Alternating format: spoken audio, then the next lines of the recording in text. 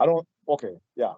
All right, so we're going to look into the judgments pertaining to the law of the firstborn, right? So a couple weeks ago, we had looked at the law of the firstborn, various aspects of the law of the firstborn. We looked at the firstborn son and beast that opens the matrix must be set apart for the Most High.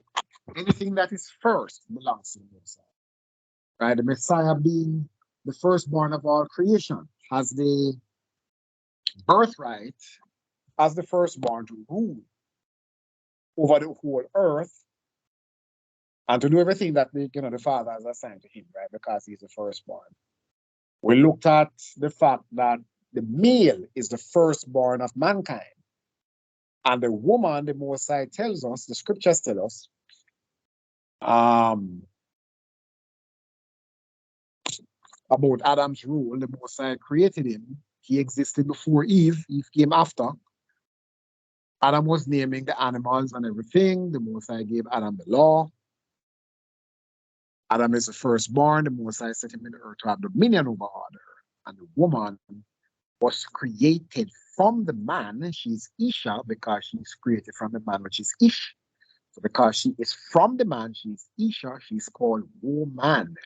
Woman means that she is from the man. The fact that she came out of the man, she cannot have authority over him, nor is she his equal. People want to get bent out of shape when they hear the truth. Women are not equal to men, just as men are not equal to the Messiah. Children are not equal to their parents. Slaves are not equal to their masters. Similarly, women are not equal to men according to the laws of the Most High, right? This is why when a man marries a woman, he pays a bride price or a dowry. He's buying her, he's paying her father for her. 50 shekels of silver is the bride price, and she belongs to the man. She takes his name. The children that she has with her husband bear their father's, right? The male is the firstborn and has authority over the woman, authority and rule over the woman. We looked at if a man has more than one wife and he prefers one wife over the other. Scripture says that the wife that he hates or the wife that he doesn't is he's not really fond of her. If that wife has his firstborn son, no matter what, he must acknowledge and recognize the firstborn son of that wife that he's not fond of. That is his firstborn son, not the firstborn son of the wife who he favors, who is born after that particular son. We looked at Israel being the firstborn among the nations. The Most High says, Israel is my firstborn son, right? Israel is my firstborn son. This is what the Most High said about Israel. Where is it now? In Exodus chapter 4, 22 to 23, Jeremiah 31 and 9. Israel is my firstborn son. Israel is the firstborn among the nations. We looked at Levi being the firstborn, being considered, even though Reuben is the firstborn. And we discussed the whole thing about Reuben losing his birthright. Reuben losing his birthright because of his transgression. He had sex with his father's wife, with his father's concubine, to be specific. And because he, being the firstborn son, did such an egregious act, he lost all the benefits and the privileges and the honor that go with being the firstborn son. And all those benefits that go along with being the firstborn son, all of that belonged to Reuben. It was distributed among the other tribes. Levi is considered to be the firstborn son of among the tribes of Israel, and that is why the Most High says that the Levites belong to him. Their inheritance is the Most High. They were not given other lands and all of that, and cattle and all of that. So this is why the other 11 tribes had to bring the tithe to the Levites so that the Levites would have food and that all their needs were met. because they were dedicated to the Most High. They were not supposed to be out farming and doing anything. All of their work was connected to the tabernacle, whether it is moving the tabernacle around, making the things for the tabernacle, offering the sacrifices, and just dealing with the things pertaining directly to the Most High. So the other tribes provided support to them, and not only to them as it relates to the tithe, but also for the widow and the orphan and the stranger. Um, we looked at Ephraim being the firstborn in the northern kingdom because the Most High also mentioned Ephraim as being the firstborn. So there is no contradiction at all. Ephraim was the firstborn over the northern kingdom after the kingdom was split after King Solomon's death. And because of King Solomon's sin against the Most High when he was old, well, even before he got old, because Solomon was transgressing the law long before in having an excessive amount of wives and taking women from the other nations that were round about instead of only having Israelite wives, right? And these heathen women, when he was old, they caused him to sin. He started building groves to worship these pagan gods in the land of Israel. And doing all sorts of abominations to please this multitude of heathen women that he had, even worshiping devils. So after his death, Rehoboam, whose mother was I think she was an Ammonitess. She was an Ammonite, not supposed to marry the Moabites and the Ammonites. King Solomon married me. I think her name was Naamah. Naamah. Her name was Naamah. She was an Ammonitess. Her son was Rehoboam. When he came to power, the Most High split the kingdom, and Jeroboam started to rule over the northern kingdom. And so Ephraim was ruling over the northern kingdom after the kingdom was split. So just touching in on some of the things that we had discussed last week about the importance of the firstborn. And this week, now, we're going to look at the judgment for those who disregard or treat the law of the firstborn in a light manner and the judgment that is in place for them. Some of the times it might be a severe punishment. Most of the times it is death. So we're going to look at both of them, and without further ado, the first point, I have about 6 of them, right? 6 points. And, excuse me, those who reject the Messiah's commandments and his birthright as the firstborn of all creation to rule over the earth will be condemned. So let us look at Deuteronomy, what the scriptures say in the law. Let us look at what the scriptures say in the law about people who don't obey what the Messiah says. What does the scripture say about it? So we'll go over to Deuteronomy chapter 18. Deuteronomy chapter 18, and we're going to read verses 15 to 19. Deuteronomy chapter 18, verses 15 to 19. And it says, and Yah, your Elohim, will raise up unto you a prophet from the midst of you. Who is the Most High speaking to? Is speaking to Israel, not to the whole wide world. Yah, your Elohim, will raise up unto you, Israel, will raise up unto you a prophet from the midst of you, of your brethren, of the 12 tribes of Israel. The Messiah would come to the 12 tribes of Israel. We see it in Matthew chapter 10, verses 5 to 6, Matthew chapter 15 and verse 24. At the Messiah's birth, we see in Matthew chapter 1 and verse, verse either 21 or 22. Right? Matthew chapter 1, verses 21 to 22, where it tells us that he would come to his own people. The Messiah's own people. The Messiah is dealing with nations, as we know, and not religions. So the Messiah would come to his own people, Israel. Matthew 1 and 20, Matthew 1, 21 to 22, I think. I will see it in other places. I think John, in the book of John, in the Gospels of John, we see evidence of it there as well, right? And of course in other places. Will raise up unto you a prophet from the midst of you, of your brethren, like unto me. Unto him You shall hearken. You shall listen. And that's a semicolon there. You shall listen, verse 16, according to all that you desire of Yah your Elohim in Horeb in the day of the assembly, saying, let me not hear again the voice of Yah my Elohim, neither let me see this great fire anymore, that I die not. So we know the story around that. When they come back. All right, pause there, brother.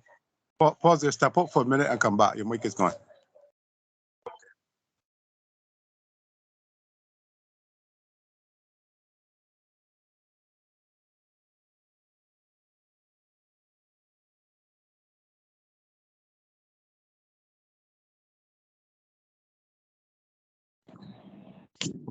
Testing. Any better? Yeah, you're good there now. Go ahead.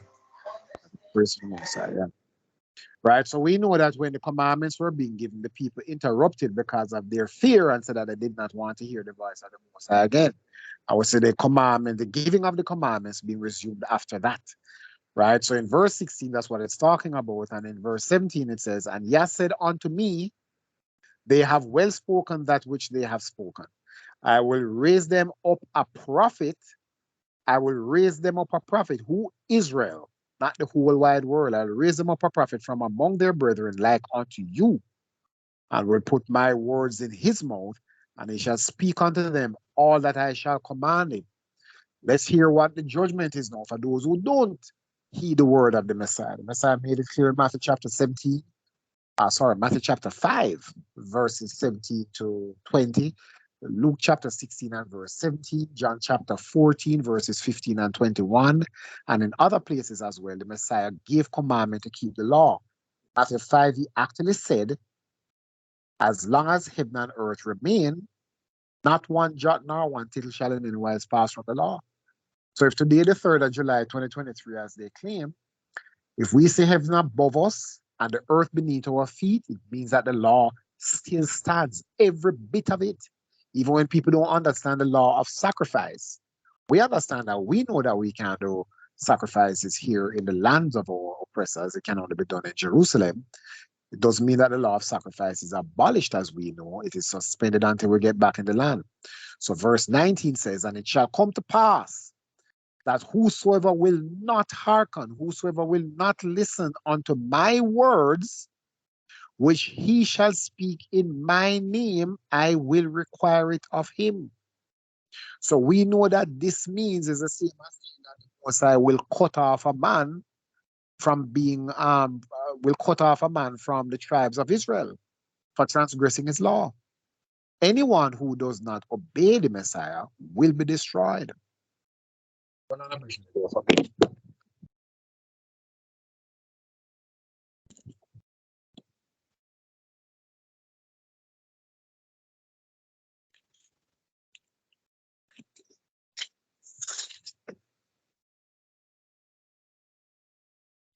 Right. In Matthew 17 and 5, right? The same thing that Moses said. In Matthew 17 and 5, it says here, while he yet spake, behold, a bright cloud overshadowed them. And behold, a voice out of the cloud which said, this is my beloved son. In him, this is my beloved son, in whom I am well pleased. Hear ye him, or listen to him. The same thing, in the book of Deuteronomy. But we're going to see more specifically what the judgment is for not listening to the Messiah. Jump over to Luke chapter 19. Luke chapter 19. Your mic again, brother. Oh, come on, that's what's happening. You're good now. Right. You're good now. You're good now. Okay, cool. Yeah. Luke chapter 19. Matthew, Mark, Luke. Luke chapter 19 and verse 14. Luke chapter 19 and verse 14. Let me just read this quickly, right? It's a parable that the Messiah gave. I'm not going to read the whole thing, but I'm just going to read the The first couple of verses, and then I'm going to jump down to verse 27. Verse 14 says, all right, let me read from verse 11. And as they heard these things, he added and spake a parable because he was near to Jerusalem and because they thought that the kingdom of Elohim should immediately appear.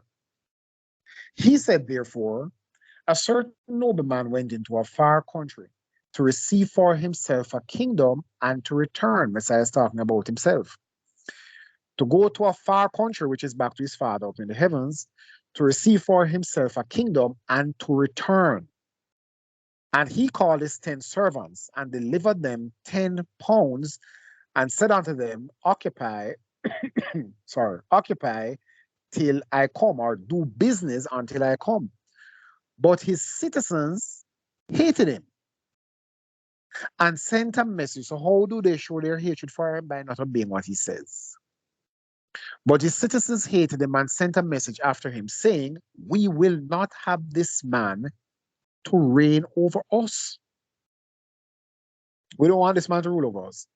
And it came to pass that when he was returned, having received the kingdom, that he commanded these servants to be called unto him, to whom he had given the money, that he might know how much every man had gained by trading. Then came the first, saying, Master, your pound have gained 10 pounds. And he said unto him, well done, you good servant, because you have been faithful in very little, have thou authority over 10 cities, over 10 cities. And the second came, saying, Master, your pound hath gained 5 pounds. And he said likewise to him, be thou also over 5 cities. And another came, saying, Master, behold, here is your pound, which I have kept laid up in a napkin. For I feared you, because you are an austere man. You take up that you laid not down, and reap that which you have not sown. He said unto him, out of your own mouth will I judge you, you wicked servant. You knew that I was an austere man, taking up that which I laid not down, and reaping that I did not sow. Wherefore then give not you my money into the bank, that at my coming I might have required my money with usury or interest. Yeah, let me just continue reading the whole thing. I didn't plan to read the whole thing, but let me just continue. Verse 24. And he said unto them that stood by, take from him the pound and gave it to him that has 10 pounds. And they said unto him, Master, he has 10 pounds already. That's basically what they were saying. Verse 26. For I say unto you that unto everyone that has shall be given, and from him that hath not, even that which he has shall be taken from him. Here's the judgment. But those my enemies, which would not, or who did not want me to reign over them, bring here and slay them before me. Bring them before me and kill them before my face. Right? Because remember in verse 14, it says, but his citizens hated him. Doesn't mean every single one of them. But the citizens hated him. And we know that is not all of them, because we gave commendation to those who did well. Right? Sent a message after him. This is verse 14, saying, we will not have this man to reign over us. And in verse 27, because they did not want him to rule over them, they did not want to obey what he said. Verse 27 says, but those my enemies, which would not that I should reign over them, bring here and slay them before me. And that is a judgment on those who reject the Messiah. Mark 8 and verse 30 that we spoke about the other day. The Messiah says, whosoever therefore shall be ashamed of the Son of Man, of him shall the Son of Man be ashamed when he appears in the glory of his Father with the holy angels. Right? We can't be acknowledging a false Christ, a false Messiah presented to us by Europeans, and be ashamed to state who the biblical Messiah is, because the scriptures does give a physical description of the house of Israel. The Europeans reject the true Messiah of the Bible, of the scriptures. They reject him and they put forth their own, a non-existent man with a leprous appearance, long hair, and blue eyes that does not match in any way whatsoever the description of the biblical Messiah. That we see in Revelation chapter 1, verses 14 to 15. So this is a judgment for those who have no regard whatsoever for the place and authority of the Messiah, having the birthright, being the firstborn of the Most High over all creation. Before the Most High created anything at all, he created his son. Second point, excuse me, women who disobey, disrespect, or usurp the righteous rule or admonition or rebuke of men who are the firstborn of the Most High, will be severely punished. So we're going to look at the punishment that is upon some of them, and then the condemnation, the judgment of death that was executed upon others. We're talking about women who have no regard whatsoever, who think that they are equal to men, they can't speak to men in any way that they please, and there's nothing wrong with it because they believe that what Paul says, that there will be no more Jew nor Gentile nor male nor female, they don't understand what that passage means. They don't understand what that passage means, right? So we're going over now. Elias, we want to read Genesis chapter 3 and 16, please. Genesis chapter 3. No, let me read it since it's just one verse. Let me read it. Genesis 3 and 16. But after this, I want you to get Deuteronomy chapter 25, verses 11 and 12. Deuteronomy chapter 25, verses 11 and 12. But in Genesis chapter 3 and verse 16, looking at when a woman usurps the authority of a man, the male is dedicated to the Most High. We looked last week where the Most High says that all the males in Israel must appear before him 3 times every year. All the males must appear before him because the males are the firstborn among man, and all the firstborn males in Israel are dedicated to the Most High. Everything that is firstborn belongs to the Most High. Right? And it must be respected, it must be reverenced. In Genesis chapter 3 and 16, it says, unto the woman he said, I will greatly multiply your sorrow. Why? Because she disobeyed her husband. She disobeyed her husband that was over her, and she took counsel from Satan instead. And it was the woman that introduced sin into the world. The scriptures tell us this. Unto the woman he said, I will greatly multiply your sorrow and your conception, having children. In sorrow you shall bring forth children. All those terrible labor pains where she might be in labor some of the times for 24 hours or close to 24 hours. I don't know. Some women might say that they were in labor for more than that. Right? In sorrow you shall bring forth children, and your desire shall be to your husband, or her desire will be to rule over her husband. And it goes on to say, and he shall rule over you. It should be, but he shall rule over you. She will want to override him. That's her desire. The vast majority of women in the earth want to control men. Even when they say otherwise with their lips, you will find only few women, a remnant of them, a very small remnant, who will actually submit to the rule of their husband. Read it off your screen, brother. I have it up. Just read that Virgin NLT. All right. You go ahead and read it. So go ahead. You can hear me, right?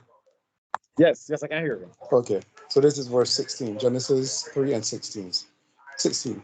Then he said to the woman, I will sharpen the pain of your pregnancy, and in pain you will give birth, and you will desire to control your husband, but he will rule over you.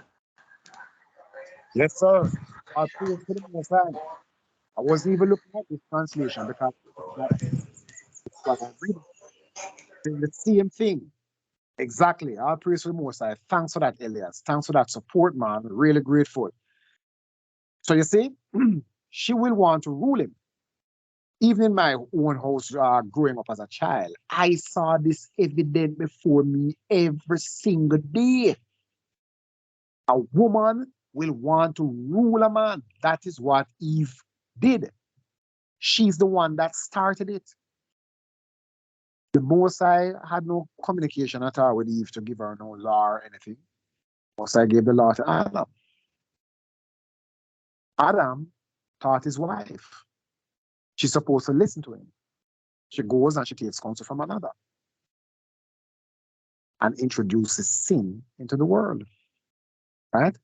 We're coming back to Genesis 3 and verse 17 because we're seeing now where something else is taking place when a man listens to a woman, follows her lead instead, what will come upon him, right? So we'll come back to that later on. For Deuteronomy chapter 25, Elias, Deuteronomy chapter 25 25. and verse 11. Yes, sir.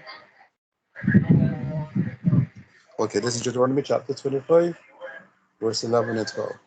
When men strive together one with another, and the wife of the one draweth near for to deliver her husband out of the hand of him that smiteth him, and putteth forth her hand, and taketh him by the secrets, then thou shalt cut off her hand, and cut off her hand, thy eye shall not pity her.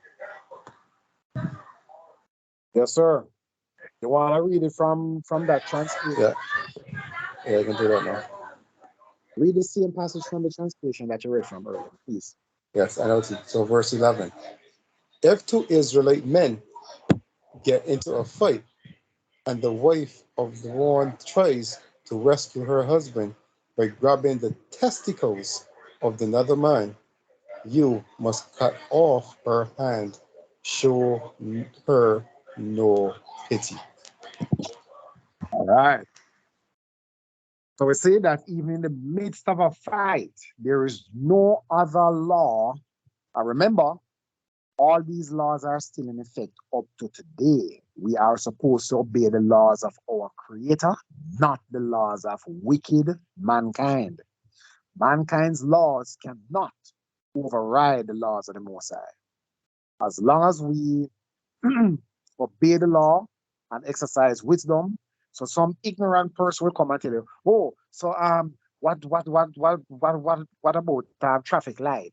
Blah blah blah," and they come up with this nonsense, right?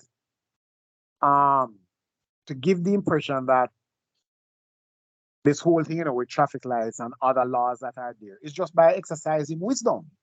Which of us driving on the road would deliberately run through a red light, knowing that it can not only cause an accident, but cause death and serious injury to other people? That's just plain wisdom, right? So we obey those laws of the roads and other laws that are in the lands that we live to the extent that they do not come into conflict with the laws of the Most High. Where that happens, we uphold the law of the Most High, no matter what. Um, Moving on, we're looking at 2 Samuel chapter 6, looking at some of the punishments upon these women. 2 Samuel chapter 6, verses 16 to 23. 2 Samuel. 2 Samuel chapter 6, verses 16 to 23. Elias, you want to read that? Okay, no problem. Second Samuel chapter 6. Yes. Second Samuel chapter 6 from verse 16. Yes. And it says, And as the ark of Yah come into the city of David, Saul's daughter looked through a window and saw King David leaping and dancing before Yah, and she despised him in her heart. And they brought the ark of Yah and set it in his place in the midst of the tabernacle that David had pitched for it. And David offered burnt offering and peace offerings before Yah. And as soon as David had made an end of offering burnt offerings and peace offerings, he blessed the people in the name of Yah of hosts. And he dwelt among all the people, even among the whole multitude of Israel, as well to do sorry, as well to the women as men. To every one a cake of bread and a good piece of flesh and a flagon of wine. So all the people departed, every one to his house. Verse 20. Then David returned to bless his household, and Michal, the daughter of Saul, came out to meet David and said, How glorious was the king! How glorious was the king of Israel today, who uncovered himself today in the eyes of the handmaids and his servants, as one of the vain fellows shamelessly uncovereth himself. And David said unto Michal, It was before Yah which chose me. Let me read that again. And David said unto Michal, It was before Yah which chose me before thy father, and before all his house, to appoint me ruler over the people of Yah, over Israel. Therefore I plead before Yah, and I will yet be more vile than thus, and I will be based in mine own sight, and of the maidservants which thou hast spoken of. Of them shall I be had, sorry, of them shall I be had in honor. Verse 23. Therefore, Michal, the daughter of Saul, had no children unto the day of her death.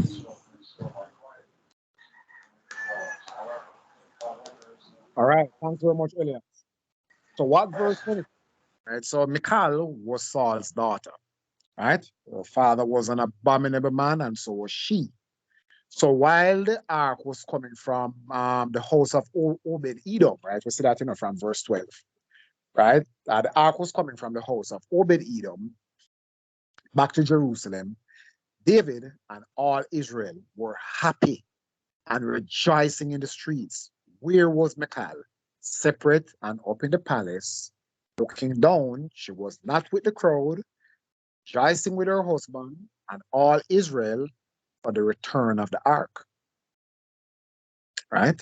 She was separate, looking down, seeing her husband, scorning him and despising him in her heart, disrespecting him when he came back. She was basically rebuking him, scolding him,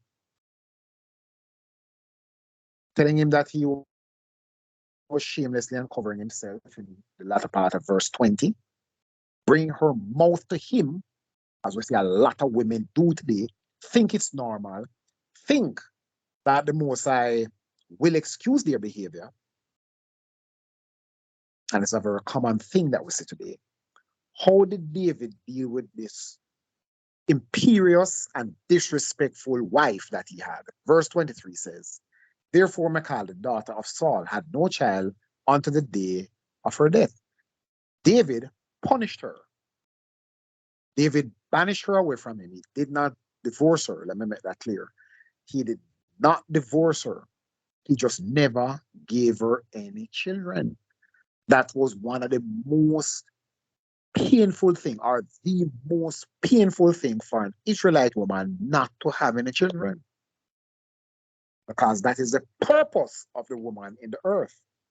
That is what the Most High made her for. To bring forth children, not to rule her husband, not to have any position of authority in any way whatsoever. But we see it happening all over. It permeates the entire Western world, other parts of the world as well, but predominantly in the Western part of the earth. So much so that women believe it is normal. David punished his wife. A man can punish his wife according to righteousness for her rebellion and her disrespect towards him. This was her punishment. David allowed her to die without she bearing any children for him. She did not serve her purpose in the earth. She was a worthless woman, a disrespectful woman. And David, righteous King David, is going to be resurrected to rule in the kingdom of the Most High. Let me share another one that just came to me a while ago. I didn't have it in my notes, but we'll jump over to Numbers chapter 12, 1 to 15. Numbers chapter 12, 1 to 15. I praise to the Most High for bringing back that to my memory. Numbers chapter 12, 1 to 15. Now you can read Elias from verse 1.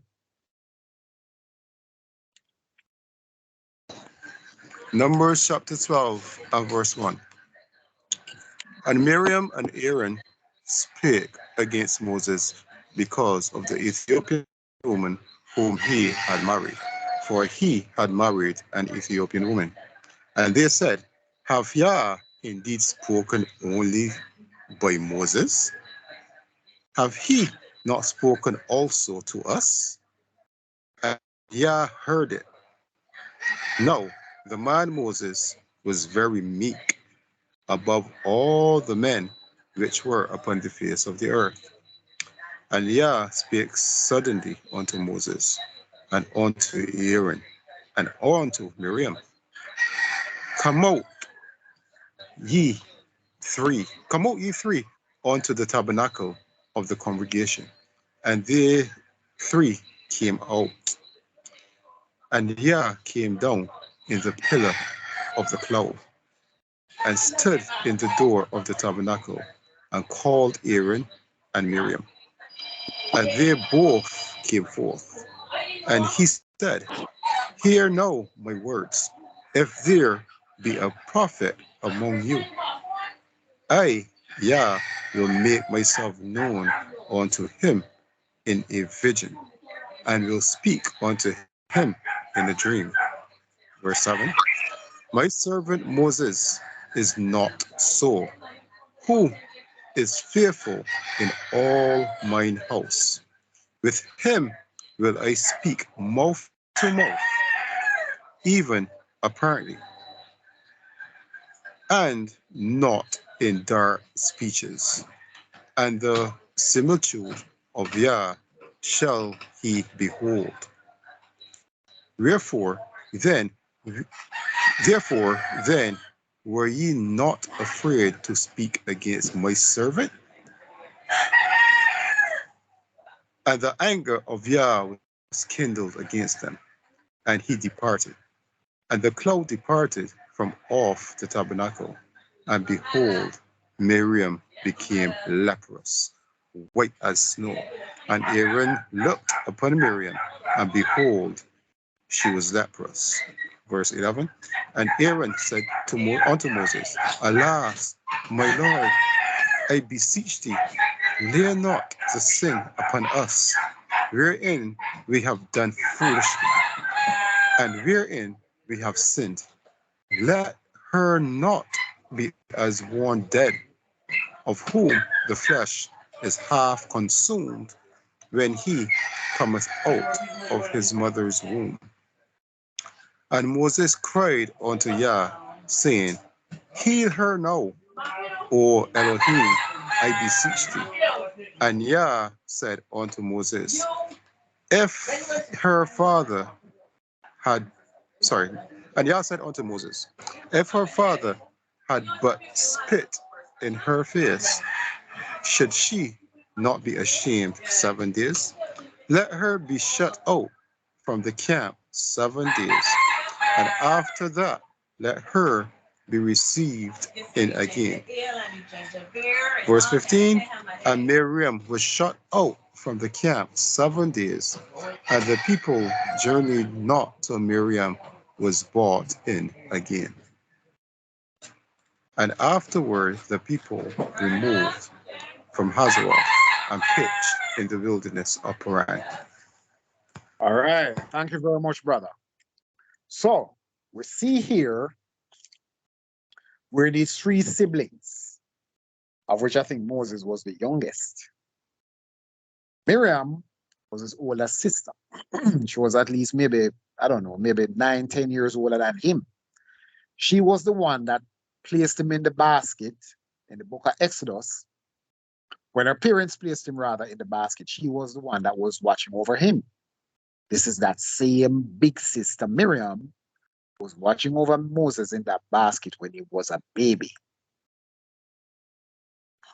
So Moses married an Ethiopian woman. The law says we must only marry Israelites. Prior to the Ethiopian woman, Moses was married to Zipporah. Zipporah was a Midianite woman. Moses had put away Zipporah and the two sons that he had with her, Gershom and Eleazar, and sent them back to Jethro, her father. But then afterwards, now we see Moses taking this Ethiopian woman, which Aaron and Miriam know that he was not supposed to do. What the Mosai is saying that it is not their place. Moses is not like any normal prophet. Moses is not like a normal man. The Mosai is using Moses as an instrument of righteousness. Do not bring your mouth to him, is what the Mosai is saying. So the Mosai says in verse 2, no, verse 4. Verse 2 says, and they said, Have Yah indeed spoken only by Moses? Have not he spoken also by us? And Yah heard it. Because every time that the Mosai spoke to Aaron, Moses was there. Moses was there, right? Now the man Moses was very meek above all the men which were upon the face of the earth. And Yah spake unto Moses and unto Aaron and unto Miriam, Come ye out to the door of the tabernacle, and so on, right? Verse 6 says, and he says, Hear now my words. If there be a prophet among you, I, Yah, will make myself known unto him in a vision, and will speak unto him in a dream. My servant Moses is not so, who is faithful in all my house. With him will I speak mouth to mouth. I will speak to him clearly. When it says apparently and not in dark speeches, he will speak to him plainly. Right? We'll make this one, brother. We'll make this one.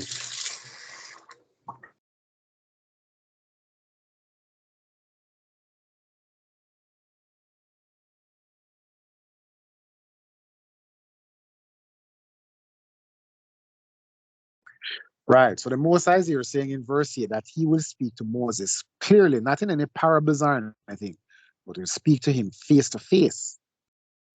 So in verse 10, which is the key passage that we want to bring out, it says in verse 10, and the cloud departed from off the tabernacle, and behold, Miriam became leprous, white as snow.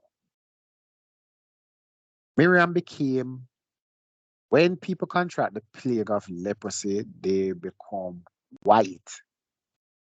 So if the children of Israel are white, the plague of leprosy would not have very great impact on them. But we know that the scriptures give a physical description of Israel as being a people, a melanated people who have dark skin, who are made in the image and the likeness of their creator.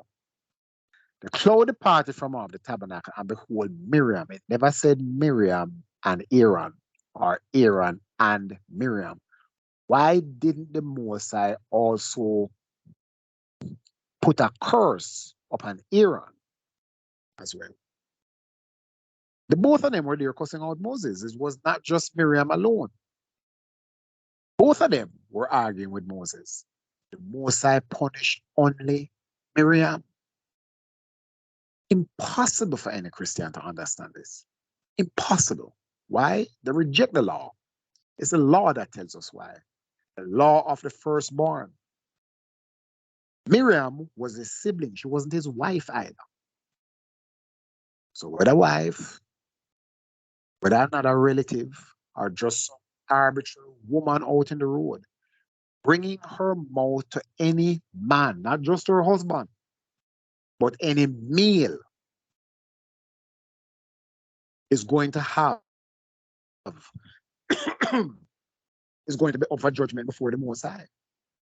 And we're not talking about unrighteous men who may do abominable things to provoke a woman. We're not talking about that. We're talking about righteous men, especially. She's to avoid bringing her mouth to any man at all, whether he's wicked or righteous. Avoid bringing her mouth to any man at all. Shut your mouth and go about your business. Suck it up and go about your business. We do understand that there may be circumstances in this wicked and satanic world where she may have to put in a word of defense for herself. If a wicked man is persecuting her, we understand that. But no woman is supposed to be arguing, cussing out, disrespecting any man, especially a man who is walking in righteousness, especially a man of Israel. And if she insists on doing that, she is to understand. Forget about the kingdom. It's not for you anymore.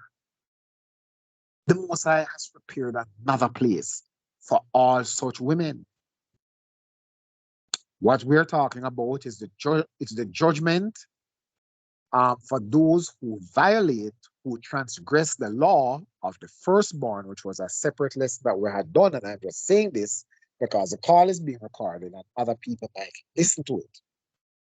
These are the judgments for those, male and female, who transgress the law of the firstborn that the Most High has put in the earth that pertains to everything that is the firstborn.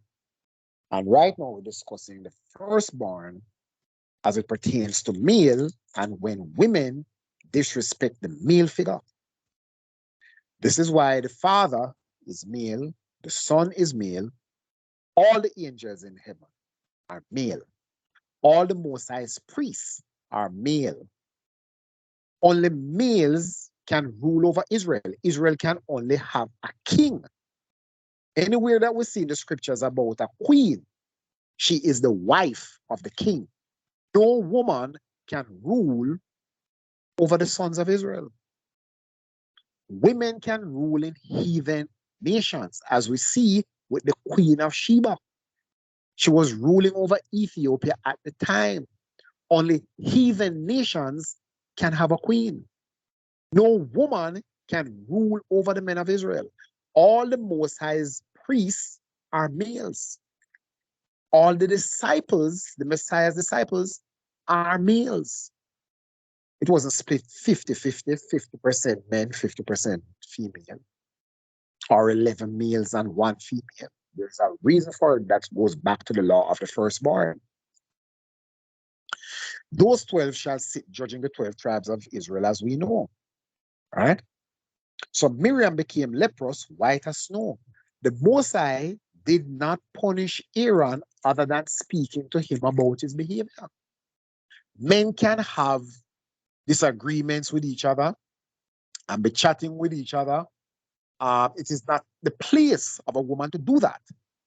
We saw earlier When two men are fighting and a man's wife intervenes to deliver him from one who is maybe getting the upper hand, and she grabs that man by his private parts, Most High says, chop off her hand.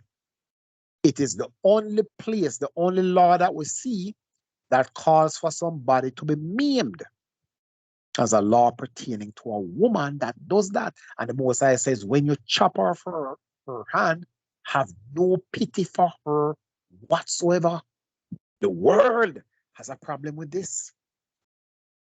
The world hates the Most High, and they demonstrate their hatred for him by hating his law and rejecting his law. Because Babylon has exalted the status of the woman from the time that Israel was in captivity. And if anybody has ever read the Willie Lynch letters of how they deliberately exalted the enslaved Israelite woman above the Israelite man, promoted her above him. That's where it started. Or people were not really like that before to a great extent. We see it with Michal. We see it in a couple other places here with Miriam, but it was not widespread as it is now. So we see where in verse 11, and Aaron said unto Moses, alas, my master, my Lord, the big brother is calling his little brother his master.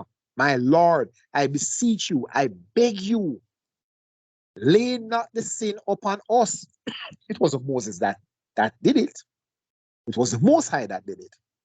What Aaron was doing was begging Moses to intercede. I beg you, lay not this sin upon us, wherein we, Aaron and Miriam, his sister, have done foolishly, and wherein we have sinned, transgressed the law. Sin is a transgression of the law. What's that? 1 John chapter 3 and verse 4.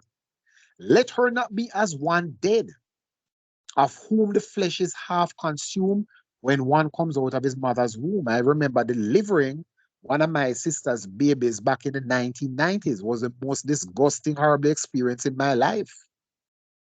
For a man to deliver his sister's baby, yuck. Right?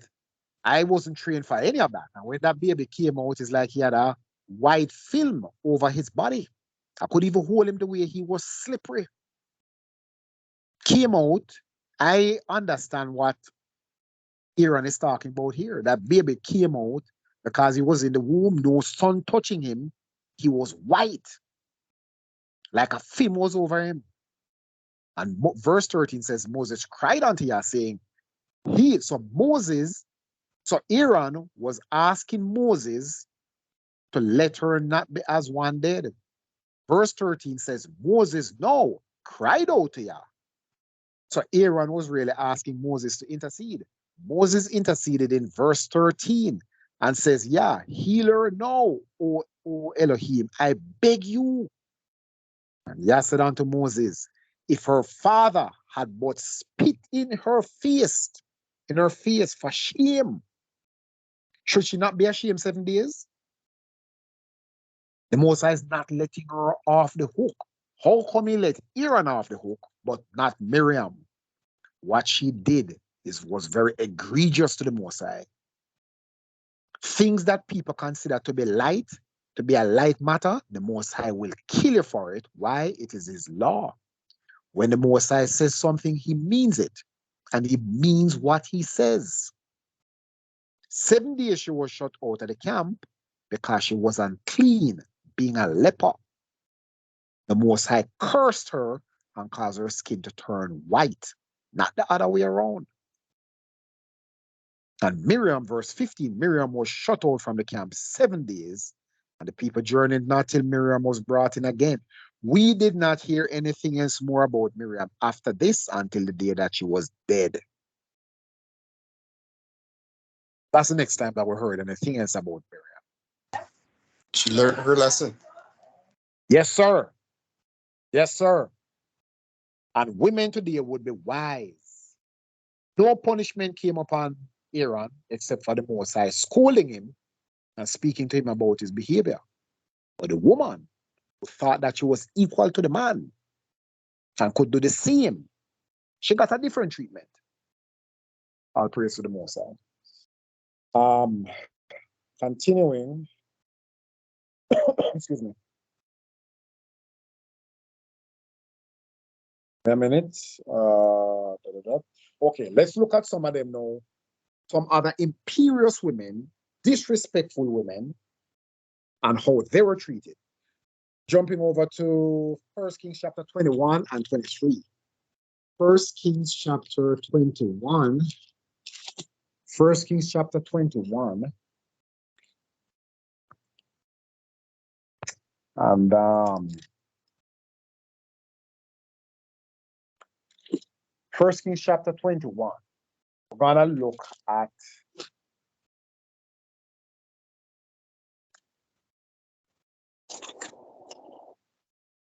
a prophecy that Elijah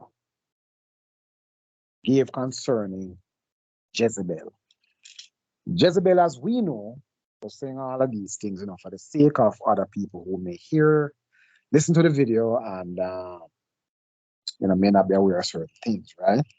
But Elijah in 1 Kings chapter 21, starting from verse 17, Elijah had gone and was telling Ahab some things that the Most High said.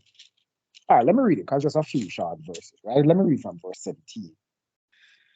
And the word of Yah came to Elijah the Tishbite, saying, Arise, go down to meet Ahab, king of Israel, which is in Samaria. Behold, he is in the vineyard of Naboth, where he is gone down to possess it.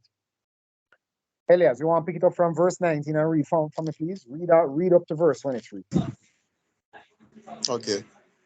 And thou shalt speak unto him, saying, Thus saith Yah, have thou killed and also taken possession? And thou shalt speak unto him, saying, Thus saith Yah, in the place where dogs lick the blood of Naboth shall dogs lick thy blood, even thine. And Ahab said to Elijah, Hast thou found me, O my enemy? And he answered, I have found thee, because thou hast sold thyself to work evil in the sight of Yah. Behold, I will bring evil upon thee, and will take away thy prosperity, and will cut off from Ahab him that pisseth against the wall, and him that is shut up and left in Israel.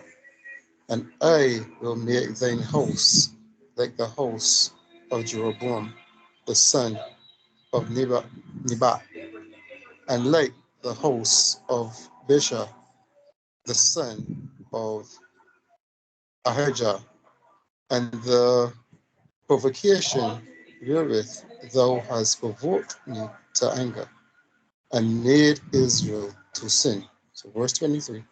And of Jezebel also spake Yah, saying, The dogs shall eat Jezebel by the wall of Jezreel.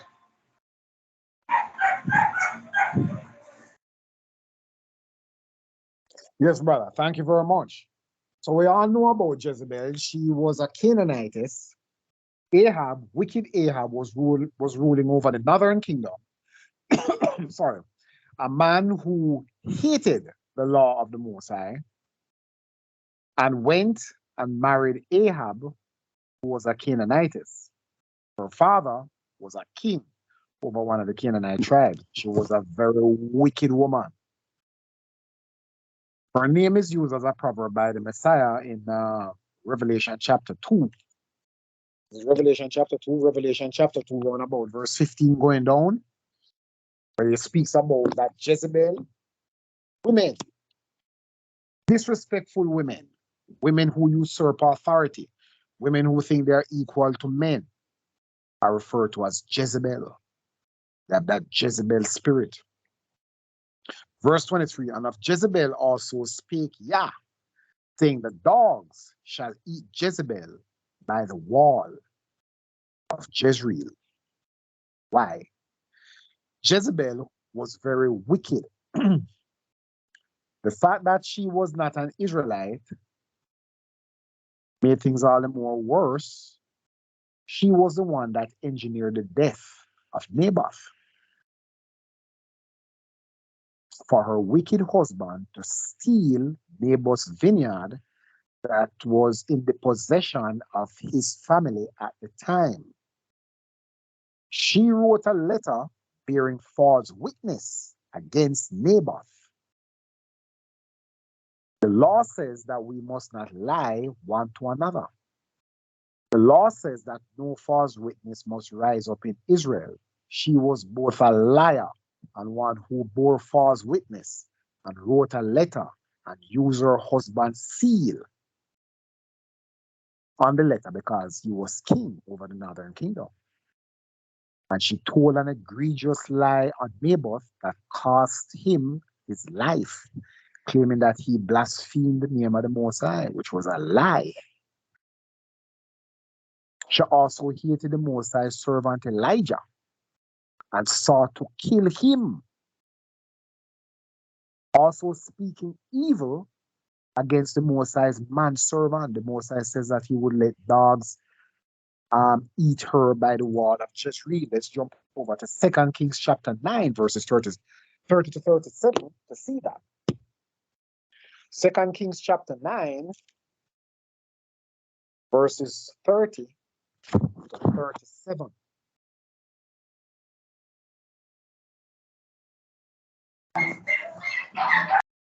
And you can read it when you're there. Okay, God forgive the noise because the radio just cranked up next door. But this is 2 Kings chapter 9, reading from verse 30. And when Jehu was come to Jezreel, Jezebel heard of it, and she painted her face, and tied her head, and looked out at the window. And as Jehu entered in at the gate, she said, had Zimri peace, who slew his master? And he lifted up his face to the window and said, who is on my side? Who? And there looked out to him 2 or 3 eunuchs, and he said, throw her down. So they threw her down, and some of her blood was sprinkled on the wall and on the horses, and he trod her on the foot.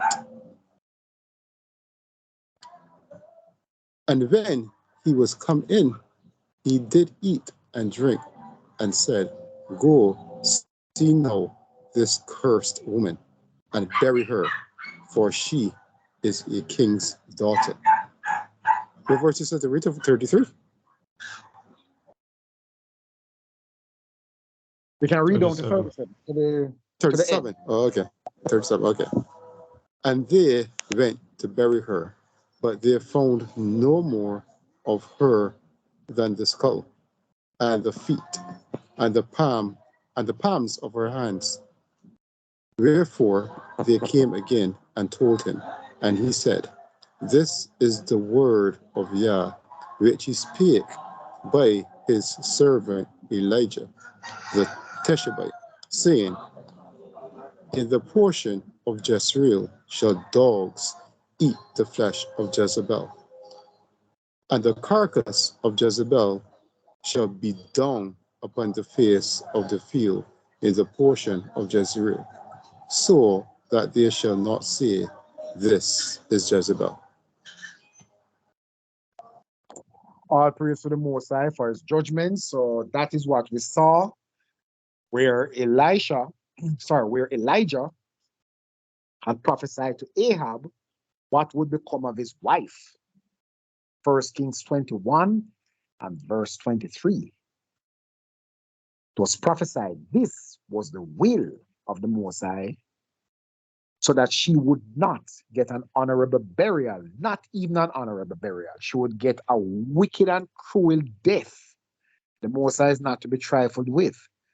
A lot of these women want to think that the Most High is like them, that the Most High thinks like them, and that the Most High is going to excuse their wickedness as this wicked world does. In Babylon, the United States, a woman can tell a lie on a man that he raped her. And even when she confesses afterwards, this might be after the man has spent 8 or 10 years in prison based on the lie that she put forward. Even if she confesses afterwards that she was lying, nothing is done to her. The zero. She's allowed to walk free after destroying a man's life. Oh, he raped me. That's all that she has to say. Oh, he's abusing me. He's molesting. She picks up the phone, she calls the police, and they come and they murder that man. Because that's what it is. Murder. They come and they murder that man based on the testimony a lot of times, the false testimony of a woman.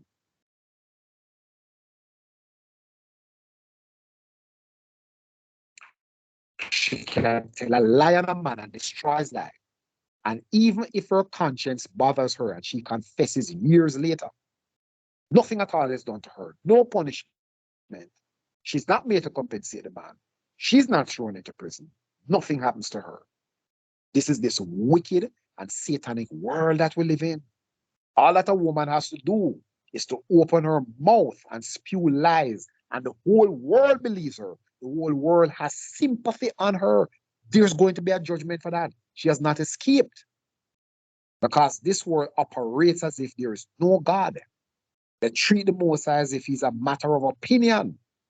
People do all manner of evils and believe that they have gotten away with it. They have not. They have not.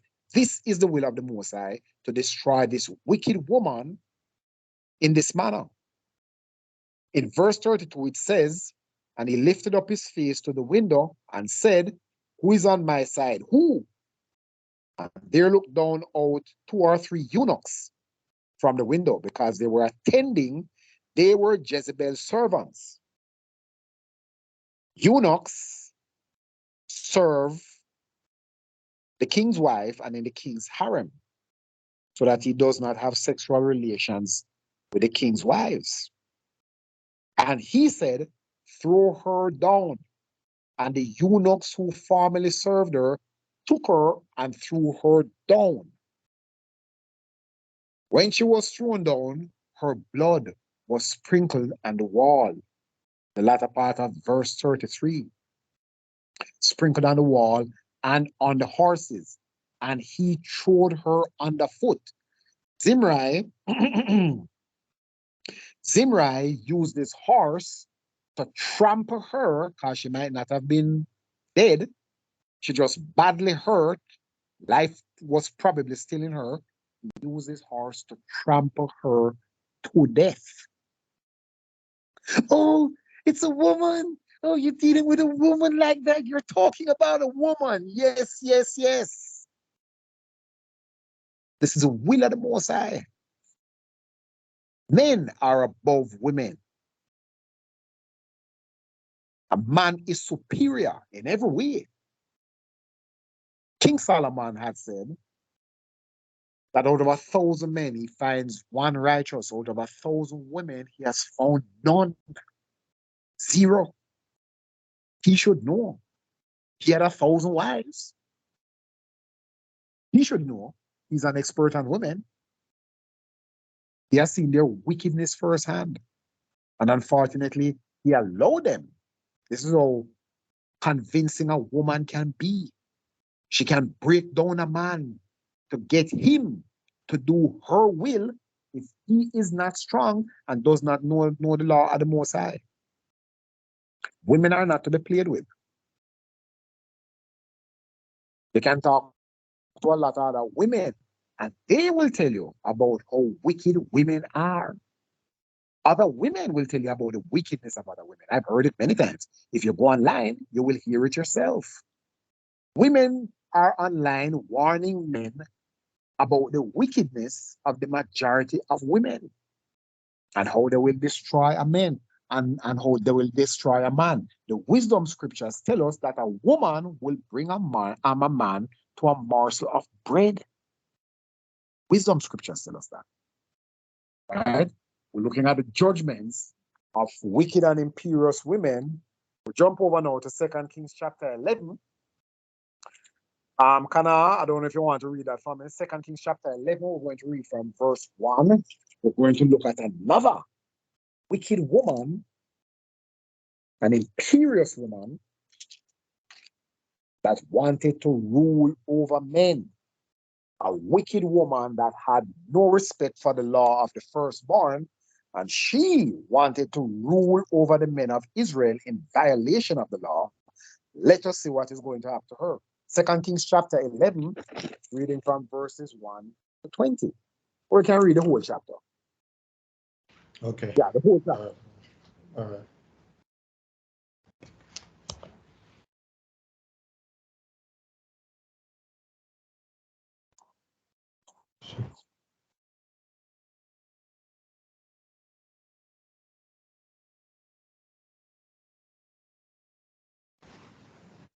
I don't know what happened. All right, can you hear me? Yes. Oh. Yeah, 2 Kings 11, verse 1. And when Athaliah, the mother of Azariah, saw that her son was dead, she arose and destroyed all the seed royal. Verse 2. But Jehoshaphat, the daughter of King Joram, sister of Azariah, took Joash, the son of Azariah. just a minute. It's Ahaziah, not Azariah, right?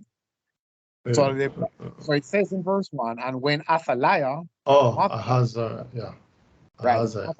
of Ahaziah, Yes.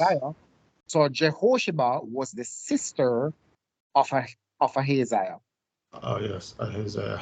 Okay, I was looking at, yeah. All right, so verse 2. And Jehoshaphat,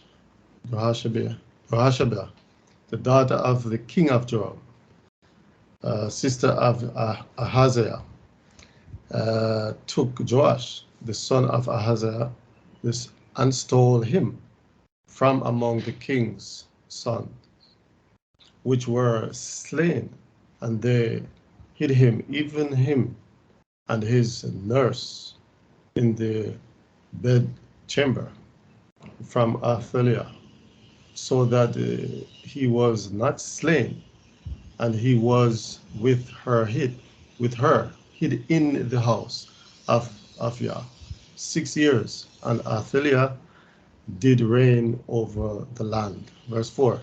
And the seventh year. before you go to verse 4, Elia, Kana, before you go to verse 4, I just want to point out something.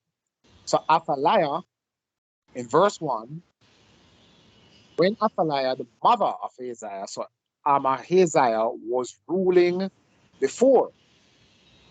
So this was her son. But her son was dead, and what she did was to murder every single one of her grandsons who were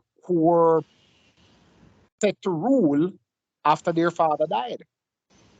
So because she wanted to rule, she had to get rid of all her grandsons. So she murdered all of them. Mm.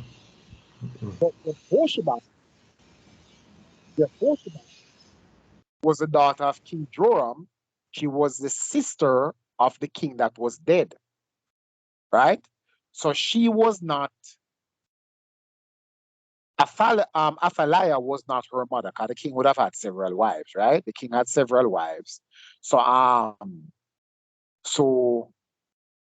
Athaliah killed all of her grandsons, or all the sons that were in line to rule, she murdered every single one of them so that she could get to rule. But Jehosheba hid one of them. Jehosheba hid one of them so that Athaliah did not get to kill him. So out of all of the king's sons that were left, out of all the king's sons that Athaliah killed, only one was left, and Jehosheba hid him. So you can continue with verse 4. I just wanted to kind of lay, the context of what is happening for anybody. Yes. Right, listen, right? So continue with Very verse 4. good. Yes, so verse 4, and the 7th year, Jehoshada sent and fetch rulers over hundreds with the captains and the guard, and brought them up to him into the house of Yah, and made a covenant with them, and took an oath of them in the house of Yah, and showed them the king's son, and the commandment, and he commanded, saying, "This is the thing that you shall do: a third part of you that enter in on the Sabbath shall even be keepers of the watch of the king's house, and a third part shall be at the gate of Ashur, and a third part at the gate behind the guard. So shall you keep watch of the house, that it be not broken down. And the two parts of all you that go forth on the Sabbath, even they shall keep the watch of the house of Yah about the king. Verse 8. And you shall compass the king round about, every man with his weapons in his hand, and he that cometh within the ranges, let him be slain, and be you with the king as he goeth out, and as he cometh in. Verse 9. So, And the so captain. pause a minute. Mhm. So pause a minute. Let me just So what is happening here is that the little baby was being hid and he was being guarded, right?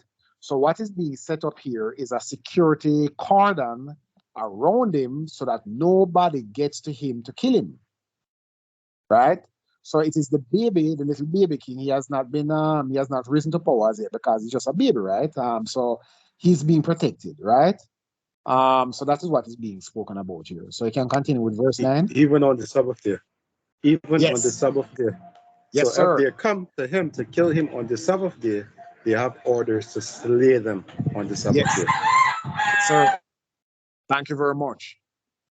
Yes, Kana, you can continue with verse 9. Thanks, Elliot. Yes. And the captain over the hundreds did according to all things that Joada, the priest, commanded, and they took every man his men that were to come on the Sabbath with them, that should go out on the Sabbath, and came to Joada, the priest. Verse 10. And to the captains over hundreds did the priest give King David's spears and shield that were in the temple of Yah.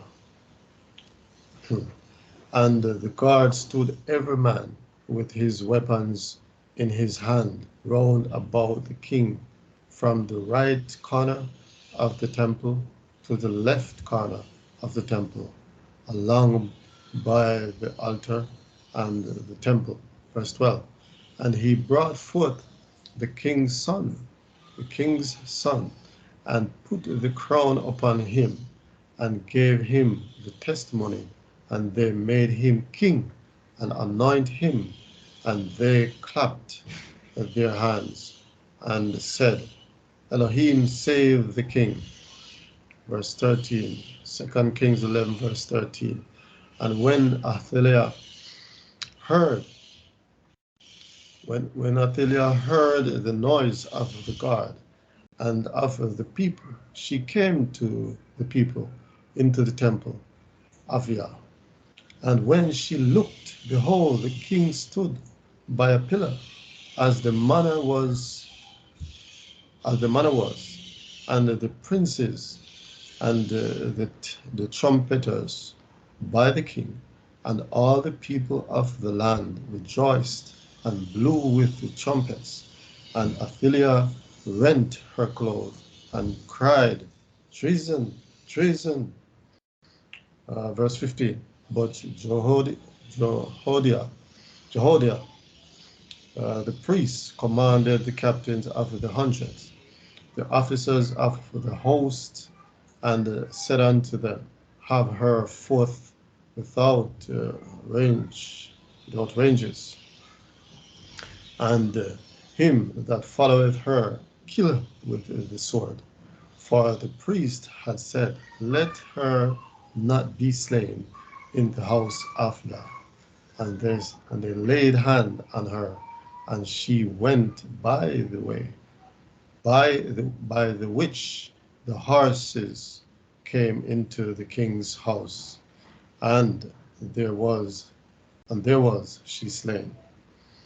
And Jodah made a covenant between Yah and the king and the people, that they should be Yah's, there should be Yah's people between the kings also and the people. And all the people of the land went into the house of Baal and brake it down. His altar and his images brake they in pieces thoroughly, thoroughly, and slew Matan, the priest of Baal, before the altars, and the priest appointed officers over the house of Yah. Verse 19. And he took the rulers over hundreds, and the captains, and the guard, and all the people of the land, and they brought down the king from the house of Yah, and came by the way of the gate of the guard to the king's house, and he sat on the throne of the kings. Verse 20. And all the people of the land rejoiced, and the city was in quiet, and they slew Athaliah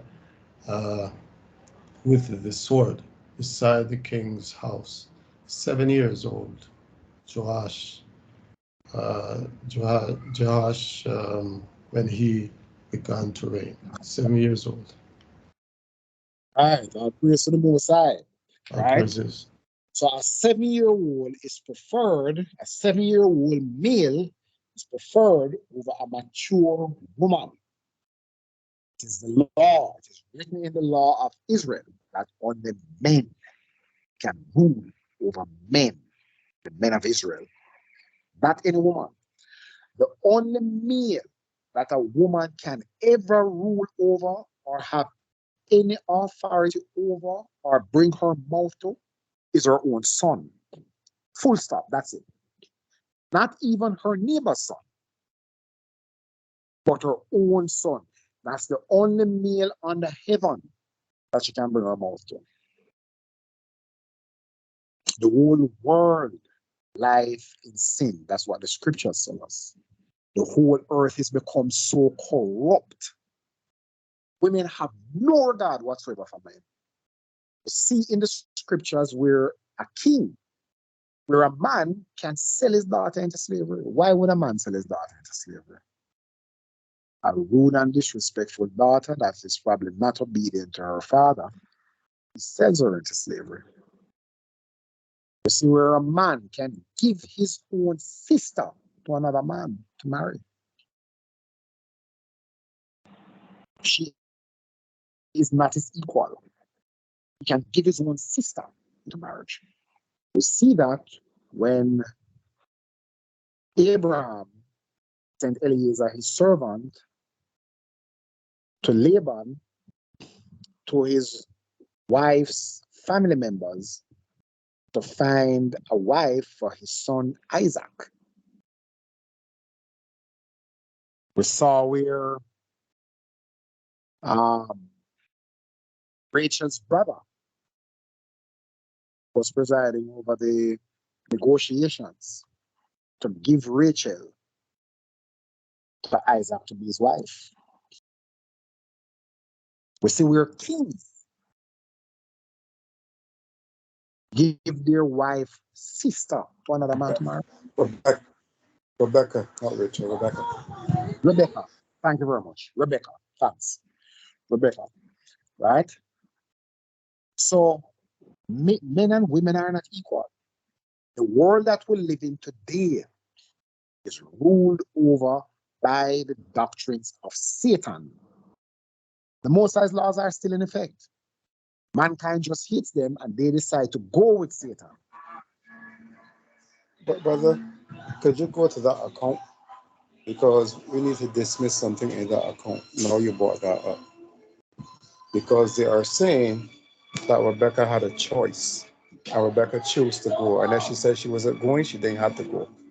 So could you go to that account? All right, let me try and find it. Let me see if I can find it. Hold a brief minute for me. Minute. See if you can find it as well for me. I'd appreciate it. Yeah, so that is one of the arguments out there when it comes to women ruling. Because people have said that it was Rebecca's choice to go. And they asked her and she said yes. So had she said no, that she would not have to go. Yeah, well, that is well, they need to give us a second witness for that.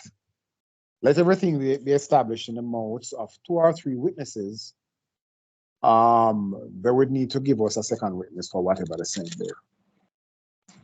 They can't just look at that account with Rachel, or Rebecca rather. They cannot just look at that account and claim that that is so. Birth of Isaac, Rebecca.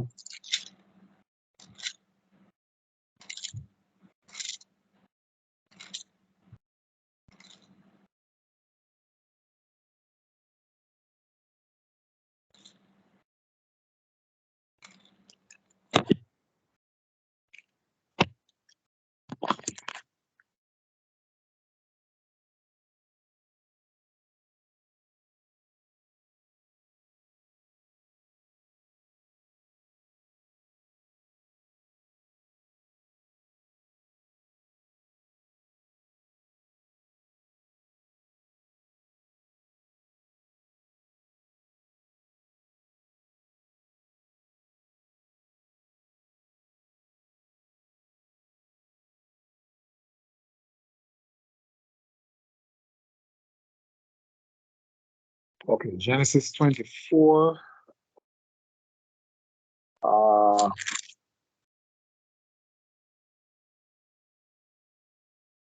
Genesis 24. From about verse 15.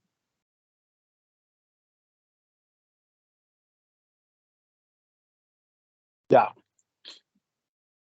All right, let me read from verse 15. And it came to pass before he had done speaking. It came to pass that before he had done speaking, that behold, Rebekah came out, who was born to Bethuel, son of Milcah, the wife of Nahor, Abram's brother, with her pitcher upon her shoulder. And the damsel was very fair, she was very beautiful to look upon, a virgin, neither had any man known her. And she went down to the well and filled her pitcher and came up. Verse 17. And the servant ran to meet her and said, let me, I pray you, drink a little water of your pitcher. And she said, drink, my lord. And she hasted and let down her pitcher upon her hand and gave him to drink. And when she had done giving him drink, she said, I will draw water for your camels also until they have done drinking.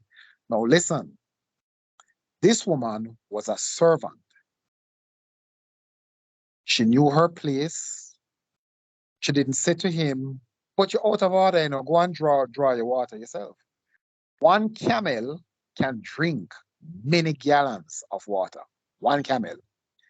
Eleazar had several servants with him, plus the stuff that they were carrying on camels. So there were several camels there, and she was drawing water for every single one of them. I wouldn't be surprised if one camel can maybe drink 7 to 10 gallons of water. Because remember, a camel can go for maybe a couple of weeks without water.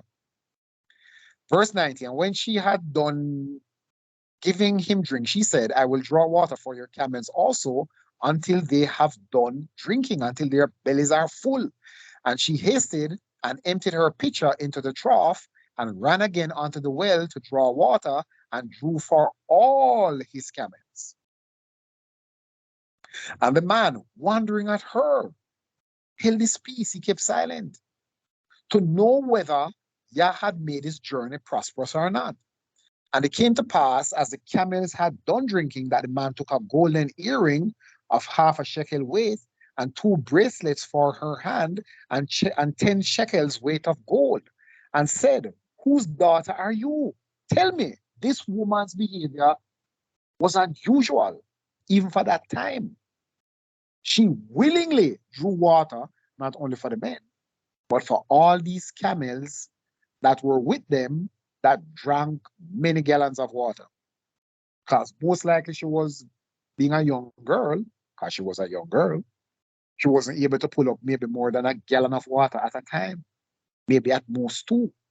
Verse 23 says, and said, whose daughter are you? Tell me, I pray you. Is there room in your father's house for us to lodge in? And she said unto him, I am the daughter of Bethuel, the son of Milcah, which she bare unto Nahor.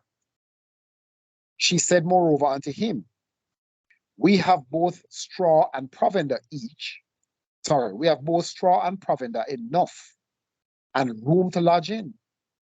And the man bowed down his head and worshipped Yah. So this was Abraham's servant, right?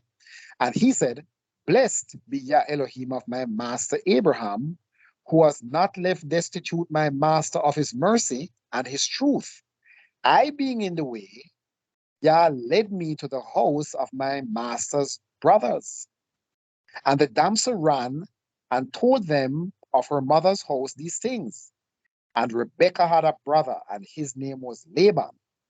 And Laban ran out unto the man unto the well.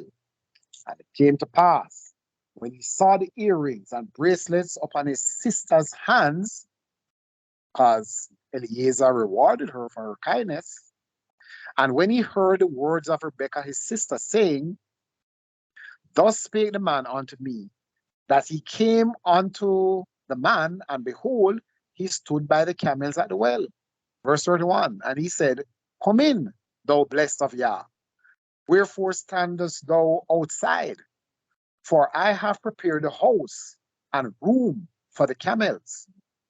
And the man came into the house, and he ungirded his camels and gave straw and provender for the camels and water to wash his feet and the men's feet that were with him. Elias, you want to pick it up from there and continue reading? And you can highlight the spot or the places where you Yes, want. you can hear me? Yes, I can hear you. Okay, good. So from verse 33. And there was set meat before him to eat. But he said, I will not eat until I have told my errand.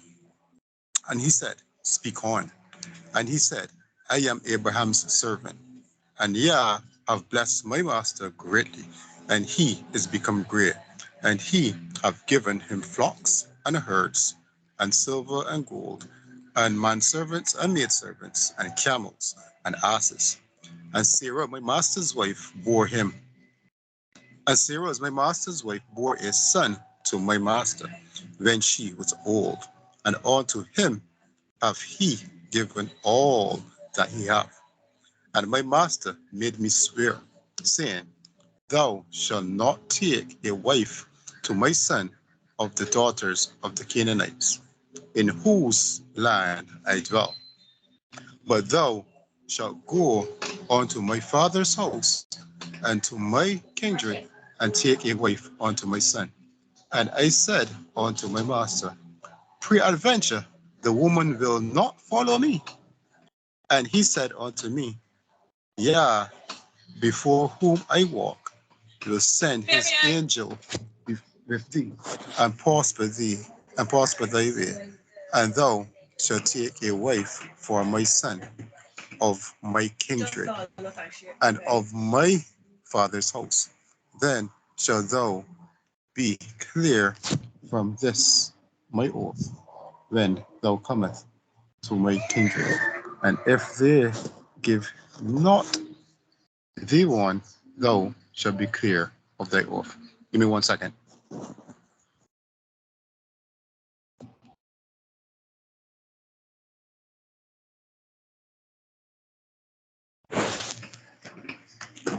All right, sorry about that. So, where was I? Right, so verse 42. You can hear me, right? Yes. All right, so verse 42.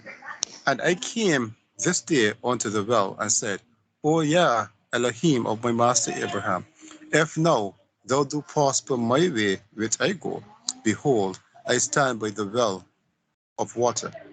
And it shall come to pass that when the virgin, very important, and when the virgin cometh forth to draw water, and I say unto her, Give me, I pray thee, a little water of the pitcher to drink. And she said to me, Both drink thou, and I will also draw for thy camels. Let the same be the woman whom Yah have appointed out of my master's, pointed out for my master's son. So key word here on the virgin. Anyway, and before I had done speaking in my heart, behold, Rebekah came forth with her pitcher on her shoulder, and she went down into the well and draw water. And I said unto her, Let me drink, I pray thee. And she made haste and let down the pitcher from her shoulder, and said, Drink, and I will give thy camels drink also. So I drank, and she made the camels drink also. And I asked her, and said, Whose daughter art thou? And she said, The daughter of Bethuel, Nahor's son, whom Micah bore unto him. And I put the earring upon her face. I put the earring upon her face, and the bracelets upon her hands. And I bowed down my head and worshipped Yah, and blessed Yah Elohim of my master Abraham, and which had led me in the right way to take my master's brother's daughter unto his son. And now, if ye will deal kindly and truly with my master, tell me, or if not, tell me, that I will turn to the right hand or to the left. So this is where it's going to speak out now. Then Laban, Bethuel answered and said, The thing proceedeth from Yah. We cannot speak unto thee bad or good. Behold, Rebekah is before thee. Take her and go. So let me read that again. Because as I said, they are saying that if Rebekah said no, that then she was not able to go. So then Laban and Bethuel answered and said, The thing proceedeth from Yah. We cannot speak unto thee bad or good, because he just gave them the whole rundown that he prayed to Yah, and his exact words he said to Yah, Rebecca said it verbatim, and she did as she said. So behold, Rebecca is before thee. Take her and go, and let her be thy master's son wife, as Yah have spoken. Full stop. Point blank. They give Rebecca, it is already sealed. Permission granted. And it came to pass that when Abraham's servant heard their words, he worshipped Yah, bowing himself to the earth.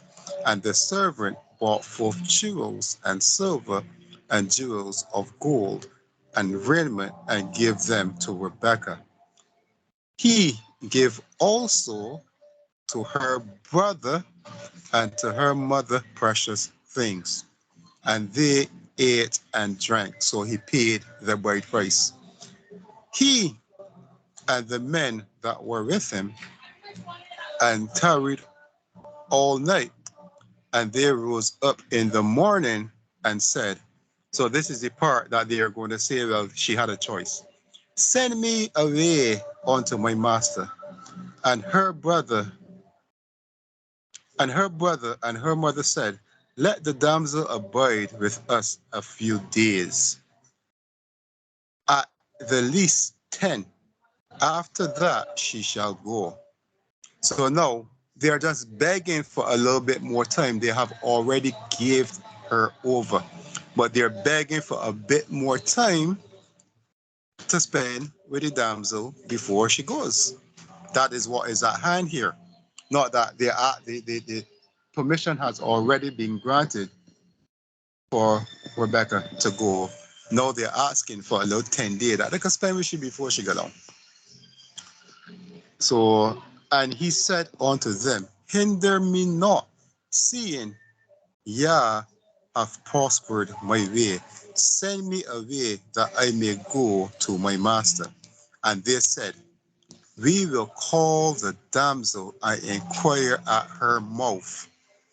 And they called Rebekah and said unto her, will thou go with this man? And she said, I will go. So let me pause there.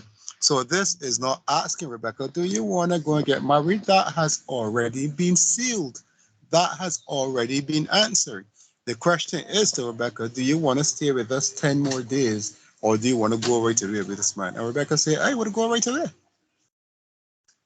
So this is what is at hand. Not that Rebecca had a choice in the marriage, because the deal have already been sealed. So these people are saying Rebecca had a choice if to go and get married or not. They asked her and she said, yes, she's going to go and get married. No, they never asked her. They accepted. After Eliezer gave them the what he said, but he prayed and said to the Mosai, and Rebecca come and did it verbatim, and he repeated it, and they say, well, clearly this is from Yah, so we can't speak good or bad about it. Here's our daughter. Take her. But they just wanted an additional 10 days to spend with her before they sent her on her way. And Eliezer wanted to go right away. So this is where she had the choice. If you are going to spend 10 days with us before you go, or are you going to go right away? So this is the choice that was given to her, not if she was going to get married.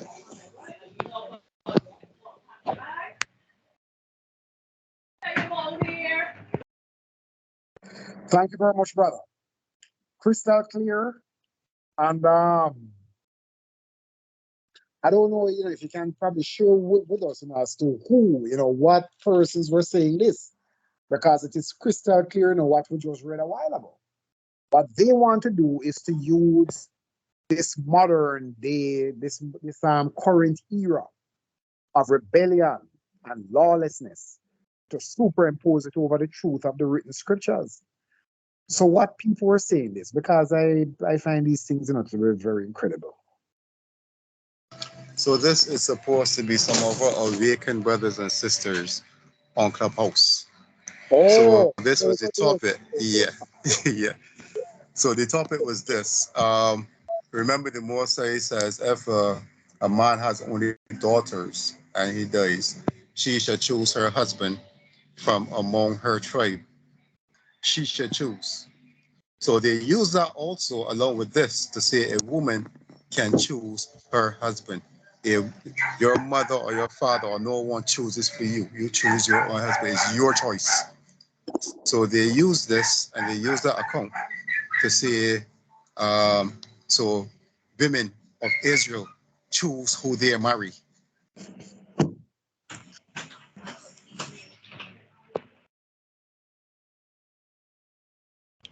And still, Rebecca didn't know Isaac. Never met her before. Never saw him a day in her life.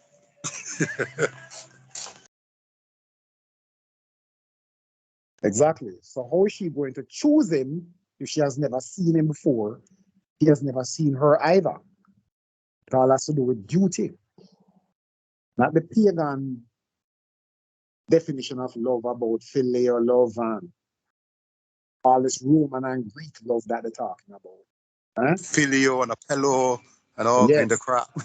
And agape love and whatever, right? Nonsense. Those things are of the heathens, right? So that passage that they're talking about, if a man dies and doesn't have any daughter, that is in Numbers chapter 36, right? It really began from before, but it culminates in Numbers chapter 36. Um, and it does not say that she would choose a husband. It never said that. Let me read it. Numbers 36, let me read from verses 5. And Moses, this is Numbers chapter 36 and verse 5. And Moses commanded the children of Israel according to the word of Yah, saying, the tribe of the sons of Joseph have said, well, this is the thing which Yah does command concerning the daughters of Zelophehad, saying, let them marry to whom they think best, only to the family of the tribe of their father shall they marry.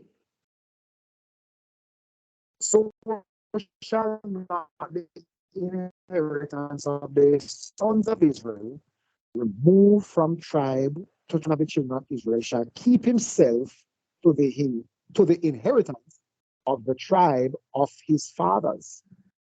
Verse 8 says, and every daughter that possesses an inheritance in any tribe of the sons of Israel shall be wife unto the family of the tribe of her father, that the sons of Israel may enjoy every man, the inheritance of his fathers. Neither shall the inheritance remove from one tribe to another. We're not supposed to even marry across tribes.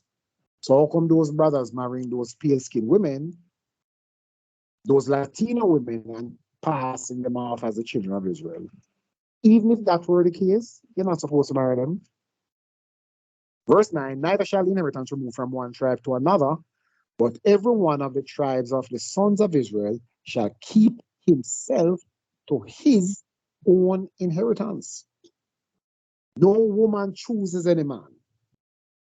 It is a man that chooses his wife and pays a bride price for her.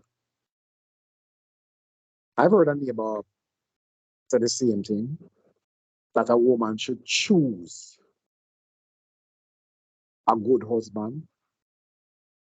She doesn't know anything about the law. She doesn't keep the law. This is a woman close to her 70s. She's not 70 yet, but she's in her late 60s or mid 60s. She doesn't keep law, but that's how she speaks.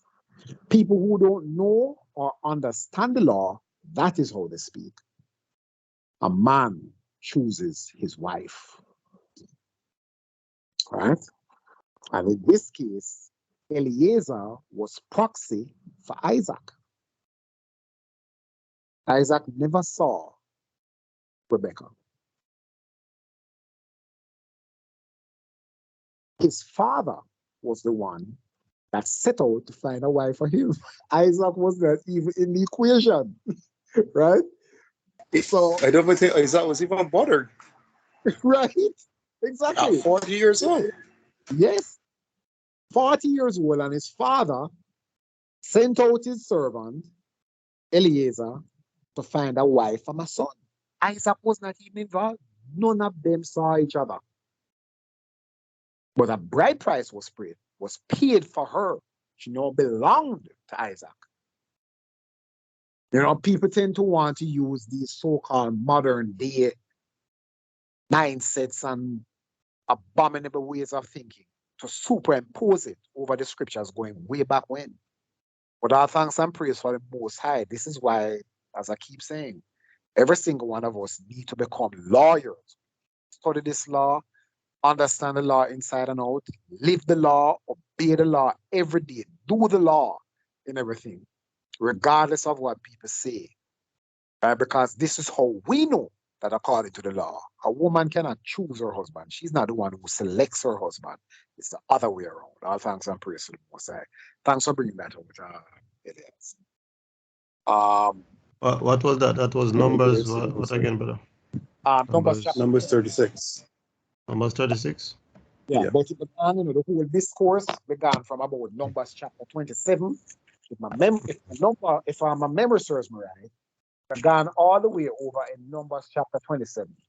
Hold on there, that's where it began, and then it culminated in chapter 36.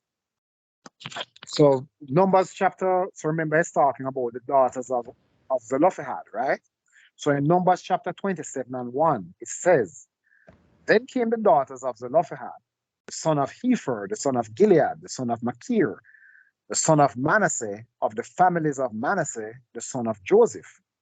And these are the names of his daughters: Milcah, Noah, yes, a woman was called Noah. These are the names of his daughters: Mahlah, Noah, Hoglah, and Milcah, and Tirzah. And they stood before Moses and before Eleazar the priest, and before the princes of all the congregation by the door of the tabernacle of the congregation, saying, Our father died in the wilderness, and he was not in the company of them that gathered themselves together against Yah in the company of Korah, but died in his own sin and had no sons. Why should the name of our father be done away from among his family, because he has no son? Give unto us, therefore, a possession among the brothers of our father. And Moses brought their cause before Yah. And Yah spake unto Moses, saying, The daughters of Zelophehad speak right. You shall surely give them a possession of an inheritance among their father's brothers, and you shall cause the inheritance of their father to pass unto them. And you shall speak unto the sons of Israel, saying, If a man die and have no son, then you shall cause the inheritance to pass unto his daughter. And if he have no daughter, then you shall give the inheritance unto his brothers. And if he have no brothers, then you shall give his inheritance unto his father's brothers or his uncles. And if his father have no brothers, then you shall give his inheritance unto his kinsman that is next to him of his family, and he shall possess it. And it shall be unto the sons of Israel a statute of judgment, as Yah commanded Moses. Right? And it goes on. So I just wanted to show that it really began from over in Numbers chapter 27. Right? So I praise to the Most High. Continuing with 2 Kings chapter 11 and 14 that we were discussing about Athaliah. So Athaliah had killed all her grandsons because she wanted to rule. I will see where the little baby was saved, Joash. We see where Josheba, that was her name. Yeah, we see where Jehosheba had saved the little baby. And then when he got to 7 years old, he was old enough to be anointed and to become king, as we see in 2 Kings chapter 11 and verse 12. 2 Kings 11 and verse 12. He was anointed, he was protected to ensure that Athaliah's goons did not get to him and kill him. I will see the judgment upon Athaliah when Joash became king and how she was killed. In verse 14, she had the gall to be shouting, treason, treason, when she was the one that committed treason and mass murder, killing all the seed royal that were in line to become king. She murdered every single one of them. But like most women today are narcissists. They never ever admit to being wrong. Never. The vast majority of them. All thanks and praise to the Most High for the remnant of righteous women that are around today, that are objective and are not driven, and they are not led by their emotions. They are few. The remnant of righteous people, the remnant of righteous men are few, are small. The remnant of righteous women are even smaller. I would say as we said before, where King Solomon testified to that. There is even a small amount of righteous women than there are righteous men. Right? So we see where Athaliah is slain. And before we move on to the next topic, let us just look at one more for the judgment upon an imperious woman who is disrespectful towards men, who usurps the authority of men. Let us jump over to Revelation chapter 2. Revelation chapter 2, we're going to look at about, I think, verse 18 or 20 thereabout. No. Hold on.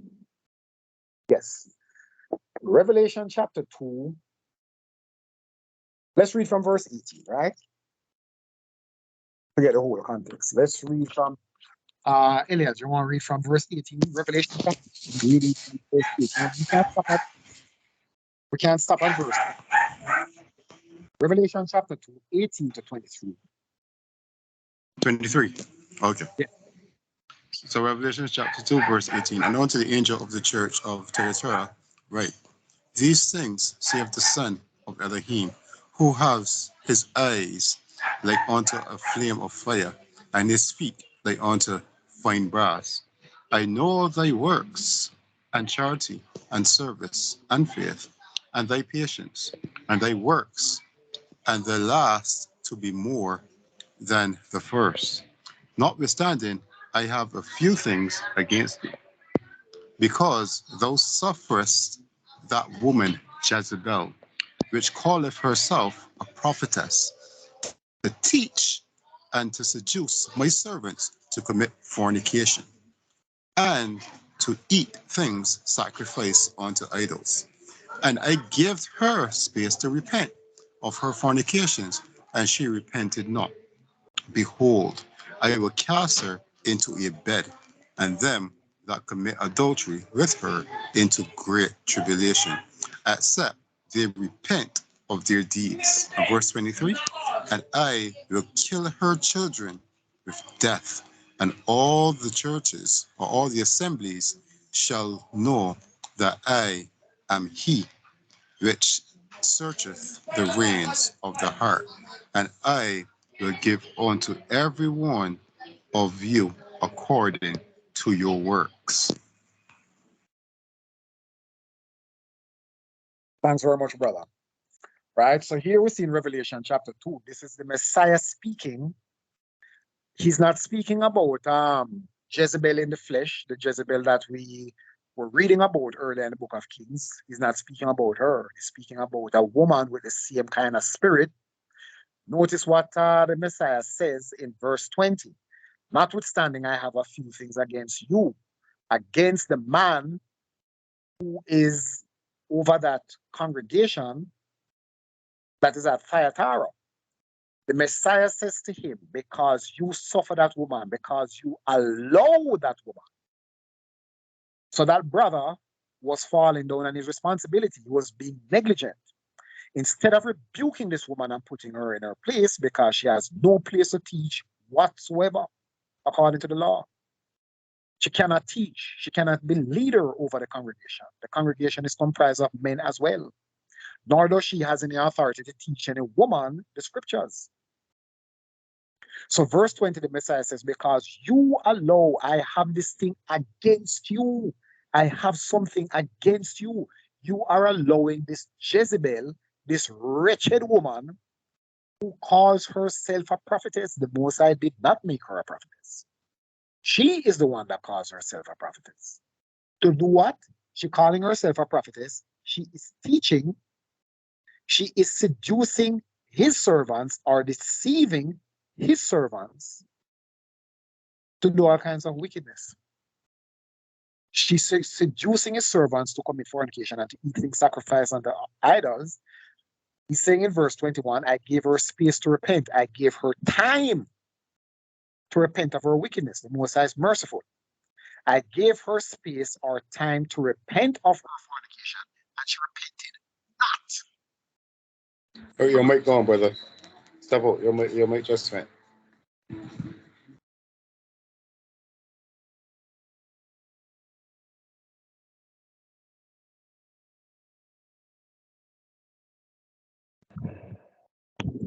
Right. Thanks, brother. You hear me better now? Yeah, you're good there now. Excellent. All praise to the Most High. Right. So he gave her space to repent. The Messiah gave her space to repent, and she did not repent. As we said earlier, a lot of women these days are not only narcissists, but they are stubborn, set in their ways like reinforced concrete, and they will not budge. As far as they are concerned, we are wrong. We and the Most High and the Messiah and His written word are wrong, but they are right. Apparently, they have a doctrine that is the breakdown of the scriptures according to women. They like to give their take on the scriptures. Where is it written anywhere about the Most High using any woman to teach His word or anything? Yet they insist on giving their 2 cents, always wanting to give their take on what they think the scriptures mean, and ignore everything that the men servants of the Most High are teaching them. It will not go well with them, I can tell you that. Verse 22, behold, I will cast her into a bed or a bed of sickness. People either lie down in a bed to sleep or lie down when they are sick. He's saying in verse 22, I will cast her into a sick bed, and them, not so it's not only her, the judgment is not only upon her, but them that commit adultery with her into great tribulation, except they repent of their deeds. Verse 23, I will kill her children with death. Whenever people sin, the Most High destroys not only the sinner, but those that provide support to the person. Those that turn a blind eye to the sin, they're aware of it, they don't rebuke it, claim that, oh, we can't judge, we're not supposed to judge, which is a lie. We're supposed to judge righteous judgment according to the admonition of the Messiah. We see that in the book of Matthew chapter 7 and 1, Luke 12 and 57, and John 7 and verse 24. If my memory serves me right, we are to judge righteous judgment. The Messiah is saying here, he's going to kill this woman. What is she doing in verse 20? She is usurping the authority of the man, and the man is backing down and giving her place to do what she wants to do. The Messiah is saying that he's going to hold the man accountable for allowing her to do these abominations, rather than rebuking her and putting her in her place. Right? So I just wanted to bring on with that. So we just discussed the judgments upon women. Specifically, we're looking at the judgments for anybody at all, both male and female, who transgress the law pertaining to the firstborn. We're looking at the judgments for transgressing the law of the firstborn. So we just looked at the judgment upon disrespectful women, women who think they're equal to men, women who usurp the authority of men, and women who want to override men in doing all sorts of things. Now we're looking at the nations that hate and reject Israel, which is Yah's firstborn son, And those nations that are not a blessing to Israel as commanded, they will be cursed and destroyed. So we jump over to Genesis chapter 12 and verse 3 to see what was said to Abram when the Most High called Abram. When the Most High called Abraham and told him that he would make of him a great nation, reading from verse 1, it says, Now Yah said unto Abraham, Get you out of your country and from your kindred, or from your family and from your father's house, unto a land that I will show you. Verse 2, And I will make of you a great nation, singular, a great nation, meaning specifically Israel, and I will bless you and make your name great, and you shall be a blessing. Verse 3, And I will bless them that bless you, and curse him that curses you, and in you shall all families of the earth be blessed. Those families of the earth that are going to be blessed can only be those who have themselves been a blessing to Israel, which is what it says in verse 2. All the nations of the earth cannot be blessed who are racist and hate the Most High's chosen people and dehumanize us and glory in our suffering and our shame. They will never be blessed. I will bless them that bless you. Those are the conditions of the blessing. And curse him that curses you. So in the kingdom, those who have been a blessing to Israel will receive favor from the Most High and will not be treated in the way that the rest of their people are treated. Because it is written in the law that the Most High is going to repay them double for what they have done to us. Anything at all that they have done to us, the Most High is going to repay them double. So if they think that they have shown us kindness during our enslavement and oppression, then they need not worry. But if they confess and they know that they have done all manner of evil, chopping off our body parts, ripping the flesh from the backs of our ancestors, the only thing that we are not going to do to them is to sodomize them, because we are not faggots. That's the only thing that they will escape with. And we're not going to have sex with their wives, because that is against the law. But everything else that they have done to us is going to be repaid to them double. This is Genesis chapter 3, verses 1 to 2. Let us look at Genesis chapter 27 and verse 29, where the Most High said the same thing.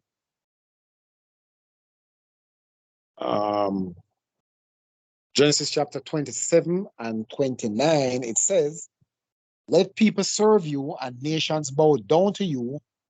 Be Lord or be master over your brethren, and let not your mother's sons bow down to you. Cursed be everyone that curses you, and blessed be he that blesses you. All right? Right. So now let us look at Numbers chapter 24. Let me jump directly to the judgments. Zechariah 2 and 8. Zechariah 2 and verse. Let me just know the rest of it and just show Zechariah chapter 2 and verse 8 to see what the Most High says.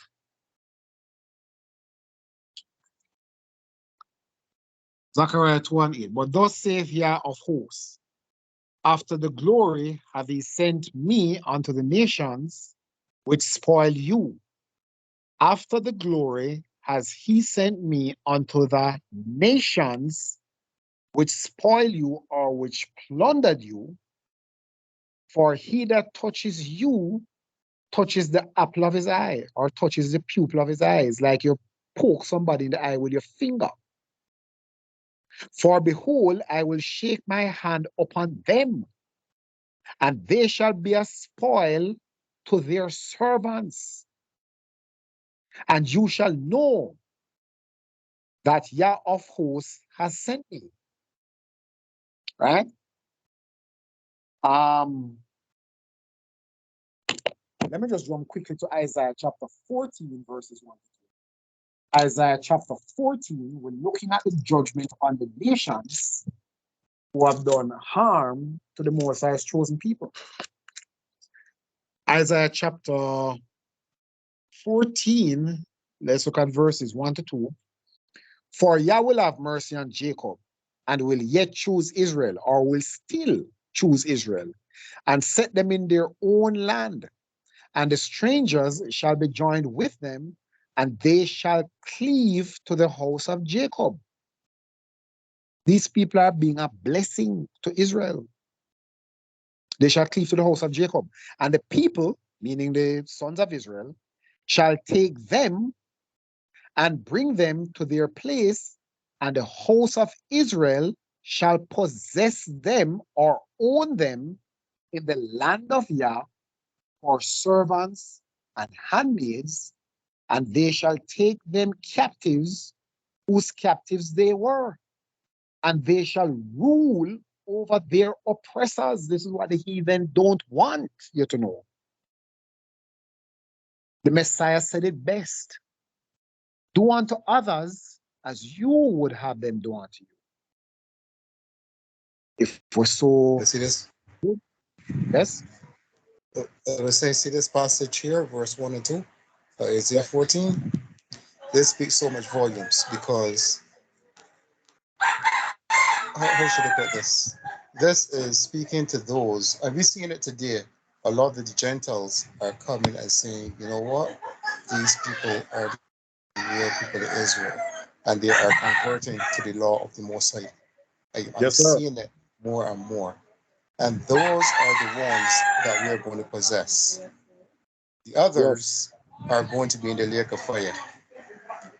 They will be our servants. But the problem is today, and in majority of these Hebrew Israelite camps, when they see this and they see that they will be our servants, they think negatively, or they think of slavery like the same slavery they put us through.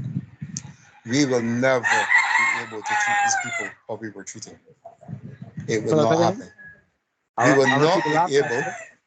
We will not be able to treat these people the way we were treated. It will never happen.